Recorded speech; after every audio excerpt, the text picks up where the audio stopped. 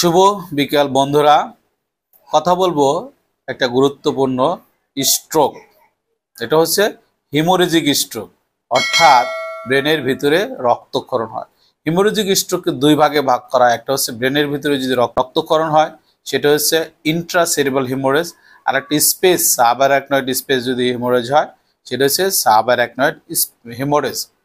তাহলে এই যে হেমোরেজিক স্ট্রোক কাদের হওয়ার সম্ভাবনা বেশি এবং হেমোরেজিক স্ট্রোক হলে রোগী কিভাবে আসে? মনে রাখতে হবে, হেমোরেজিক স্ট্রোকের রোগীর আমি যে আরেকটা ভিডিওতে স্ট্রোকের যে সিমটমগুলি বলেছি, এগুলির সাথে হেডেক একটা সিমটম থাকে।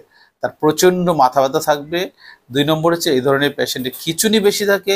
3 নম্বরে এই ধরনের পেশেন্ট অজ্ঞান অবস্থায় পাওয়া যায় বেশি, এবং এদের হিস্ট্রি থাকে একটা স্ট্রেসফুল সিচুয়েশনে বা এক্সাইটমেন্ট বা উত্তেজিতকর বা কোনো কাজ করতেছিল, যে কাজের ভিতরে খুব উত্তেজনা ছিল, তখন তার এই ঘটনাটা ঘটেছে। তাহলে হিমোরেজিক স্ট্রোক কাদের হতে পারে?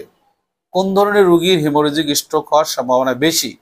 যাদের উচ্চ রক্তচাপ আছে, যারা হার্টের রোগের জন্য বা ভাস্কুলার রোগের জন্য অ্যান্টিকোয়াগুলেন্ট, অ্যান্টিপ্লেটলেট এই ধরনের ড্রাগ খেয়ে থাকে, যাদের ব্লাডের কোয়াগুলেশন বা ব্লিডিং ডিজঅর্ডার থাকে, যারা নেশাজাতীয় খাবার দাবার বেশি খায়, বিশেষ করে কোকেন, অ্যাম্ফেটামিন, হিরোইন এগুলি বেশি খেয়ে থাকে, অথবা দেখা গেল যে ব্রেনের ভিতরে ছোট ছোট রক্তনালী আছে, ডিফিউজ রক্তনালী, এগুলি যদি কোনো কারণে এই উত্তেজনা হওয়ার জন্য ছিঁড়ে যায়, তখন কিন্তু তার ব্রেনের ভিতরে রক্তক্ষরণ হবে।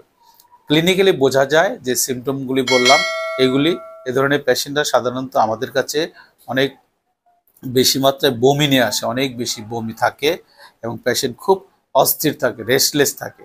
আমরা দেখা যায় সিটি স্ক্যান করলে এই অবস্থাটা বুঝতে পারি যে তার হিমোরেজিক স্ট্রোকটা হয়েছে।